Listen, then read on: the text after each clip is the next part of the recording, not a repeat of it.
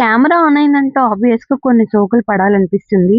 So, కొన్ని video clips కూడా తీసుకున్నాను. మొత్తం డ్రై అయిపోయింది. సో, అందుకని చెప్పి ఆయిల్ అప్లై చేసుకున్నా హెయిర్‌కి. ఆయిల్ అప్లై చేసుకొని 1 అవర్ ఉంచుకొని హెడ్ బాత్ చేశా. హెడ్ బాత్ కంప్లీట్ అయిన తర్వాత హెయిర్ మొత్తం వెట్ ఉంది కాబట్టి హెయిర్ డ్రై చేసుకుంటున్నా. మాక్సిమం హీట్ టూల్స్ ఎక్కువ యూజ్ చేయను.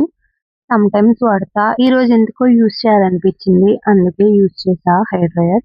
కెమెరా ఆన్ అయిందంటే ఆబ్వియస్‌గా కొన్ని సోకులు పడాలనిపిస్తుంది. సో, కొన్ని వీడియో క్లిప్స్ కూడా తీసుకున్నాను. తర్వాత కొంచెం వర్క్ పెండింగ్ ఉంది. అది కూడా కంప్లీట్ చేసుకున్నా. వర్క్ కంప్లీట్ అయిన తర్వాత పానీపూరి తినాలనిపించింది. సో, పానీపూరి షాప్‌కి కూడా వెళ్తున్నా. ఇక్కడ ఒక ఫన్నీ మూమెంట్ జరిగింది. నా ఫ్రెండ్‌ని భయ్యా ఏమన్నాడంటే, "మేడం కింద వచ్చి నించోండి. నాకివ్వడానికి అవ్వట్లేదు" అని చెప్పిండు. కిందకి వద్దామనుకుంది. సో, అలానే స్లిప్ అయి పడిపోయింది. అలా పడిన వెంటనే నాకైతే మస్తు నవ్వొచ్చింది.